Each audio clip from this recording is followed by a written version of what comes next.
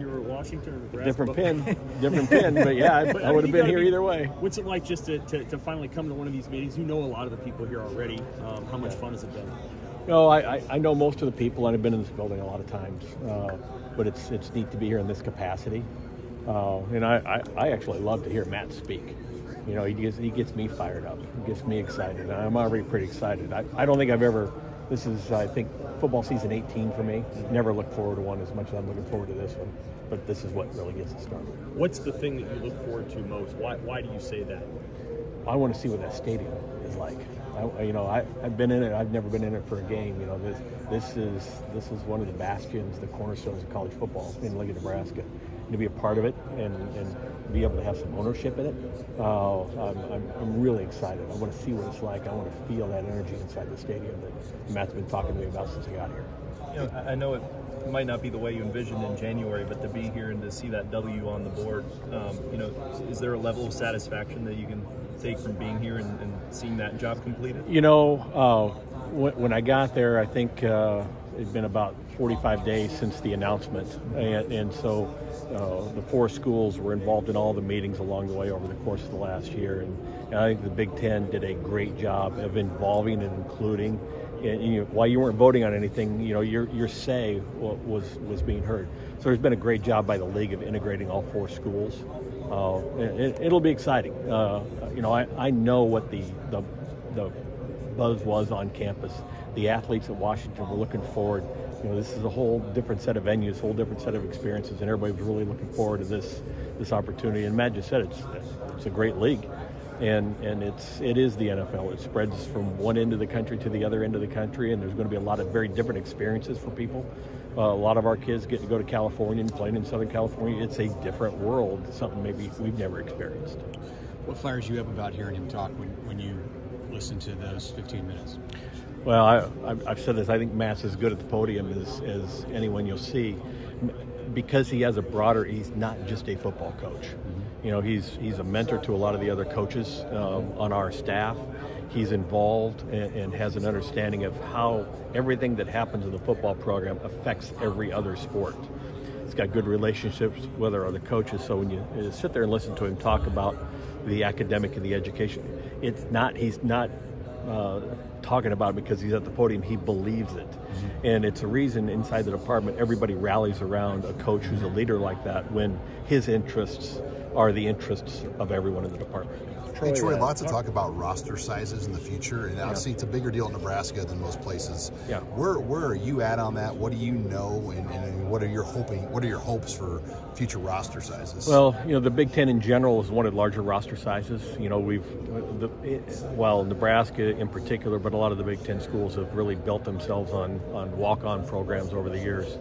However, and I said this to Mitch a week ago, I have not gotten too worked up. Matt's not gotten too worked up because the year before COVID, roster sizes by the NCAA were regulated at 110. And that's how many could come into camp was 110. And so we grew to 105 or 115 and 120 for 2 reasons. One, COVID, to have more kids with COVID going through, and then secondly with the 6th-year kids, the extra COVID kids.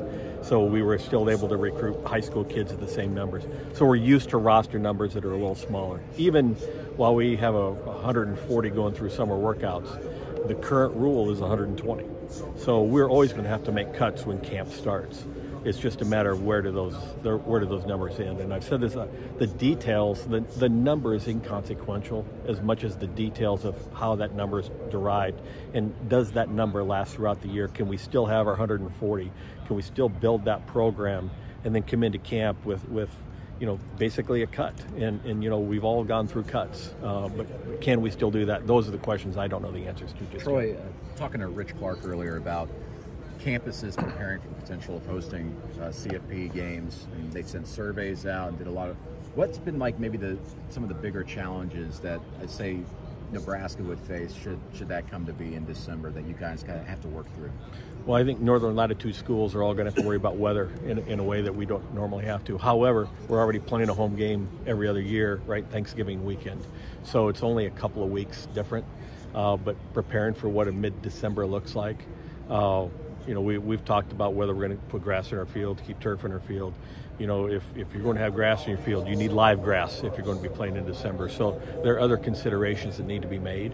But, the idea of could we host a playoff game at our place, I think would be off the charts for people. Obviously something that's unprecedented. So whatever challenges there, the excitement and the adrenaline that would go through if you were in that position are going to more than offset any of those challenges. Any requirements of winterization, anything like that that's been discussed from the CFP? No, nothing that I've seen come down yet. But, there's more information now. At this point in time, nobody can winterize their field if they haven't already winterized it. But making sure as I said, if we have high school playoff games in there and Thanksgiving weekend and it's a rainstorm and the field gets torn up, trust me, we will have pallets of whatever we need to have. Again, assuming we had a grass field, we'd have pallets of grass ready to go. So we'll make whatever accommodations, we'll have everything on standby because we want our athletes to have the best chance for success. And we want our fans to have the best possible environment to enjoy a playoff game if we get to that point. So if you go to grass, are you anticipating you could still host high school football championships still? Sure. This is not the grass of 25 years ago. This is grass. A lot of stadiums host high school championships in grass. There are contingencies that you have to make, and we'll have a large crew that would take good care of that grass. But it wouldn't change what we do in the stadium now. What would the timeline of that be? At the earliest 26, but I'm not guaranteeing to be 26. There's other stadium work that we're planning to do, and it would be a part of that stadium work. So really how the stadium work would align with, I don't want to put grass and then have to go drive trucks over it and tear the grass up in a year. So getting that system, it's going to be at least a couple of years, but again, contingent on how we handle the stadium renovations going forward. The grass will happen. That's the plan for grass to happen, yeah. Matt's highly motivated for grass. Okay. We've done some work in the practice fields. We've re-topped them with new grass. After this season, we plan to dig those out, put subsurface heating in to keep those practice fields grass alive. He'll practice on grass unless there's lightning or it's impossible. We won't go indoors if that's his preference to play on grass. And I think that's maybe a little bit of the NFL coach in him. There's a lot of safety evidence and injury history that shows you want to play on grass, you can possibly play on grass. But it's not like it was 20 years ago with the grass getting torn up. And even now, Bermuda grasses are grown at our latitude. Whereas it was maybe ryegrass and bluegrass years and years ago. So it's evolved, and I think we're ready to evolve with it. Well versed in this subject. I've done a lot of research. You've been pretty candid about just the relationship between winning and support for stadium renovations, winning and support for NIL, things like that. What does a good season this year look like at Nebraska? If you go into any game and you don't expect to have a chance to win, and that's all you hope for. One of the things I've told every coach and I've told every athlete as I've met with them, all the best we can do, and I use a track analogy, and we're in lane 4, we're going to run as fast as we can in lane 4, we're going to be prepared in lane 4, and at the end of the race, lane 3 may beat us. We can't control necessarily what happens in lane 3, but if we do everything right in lane 4, that is the best we can do. And so, it is sports. Weird things happen in lane 3, and sometimes you don't perform in lane 4 the way you want to. But the one thing I do have confidence in are our coaches and our staff, and this across the board, not just football. We're really well prepared to make sure we do and optimize ourselves in lane 4 as best we can. Is there, how many things have you been able to knock off maybe Matt Rule's to-do list when you got here? Well, I joke, and he gave me a list the night that I came to campus. I landed about 10 p.m. At 11 o'clock, he was taking me through the Go Big facility at the time, now the Osborne Legacy Complex. And he handed me a folder of 17 things. These are the 17 things I think we need to do to win here. And someday, someday that'll be a list of 27, right? Someday it'll be a list of 35. But someday I'll bring that list out because it's in a folder. It's locked in the bottom of my desk. But he's right. He's been right on almost every one of them. He may be right on every one of them. So, he's the expert. He's built programs in places that are harder to build than at Nebraska. So leaning on him, my job is to facilitate his needs. One of the things as a staff, we've told all the staff doesn't work, or the coaches don't work for us. We work for them. And our job is to empower their success. And so Matt's done a really good job for me of defining what needs to happen in order for success to come his way. Is there anything on that list that another school in the Big Ten already has? Like that you're trying to catch up to? Well, we're trying to catch up to anybody that wins more than we do. You know, and there are a lot of ways to do that. Some of them within our control, some of them not within our control. And it's not just things. It's not just baubles and trinkets and toys. It's philosophies. It's ease of approach. How can we make things easier so we don't worry about this, and let's worry about this, which really impacts winning. And I think that's the other central piece to his list, and really where it would have jived with my list coming in. If it doesn't matter to whether we win or lose, let's not waste our time worrying about it. Hey Troy, the new arrangement with your NIL, I mean, what kind of impact have you seen with that? With donors now being able to get the priority points or the potential charity tax write-off donations? Overwhelmingly positive response. You know, part of it's just re-educating our people about why this is the investment. Sometimes we need them to invest in tickets. Sometimes we need them to invest in the annual fund. Sometimes we need them to invest in a capital improvement. Right now, the priority in order to, how do we win? We have to invest in talent. And it's NIL today. Next year it'll be the revenue share model. And so getting people used to the fact that supporting the program in a way that directly benefits financially the student athletes may have been verboten 10 years ago, and it may not have been something they ever contemplated 20 years ago as they grew up with it, but it's really vitally important today because this is the model for college athletics and college football in particular. The SEC put out the number 15 million of the 22 million would go potentially towards football. I mean, what are the Big Ten athletic directors' thoughts on that? I mean, that's a fairly large number of the 22. Well, I don't think anybody wants anybody to spend more than anybody else does. We all want to have that level of a playing field. I remember if you go back to when cost of attendance came in, remember if we would say if somebody was getting $3,500 in cost of attendance, we were getting $2,500. There's no way a kid will ever come to our school because of that $1,000 don't. They don't even talk about cost of attendance anymore. But you know, we all want to be on as level of a playing field as possible, including financially, including how we support our programs.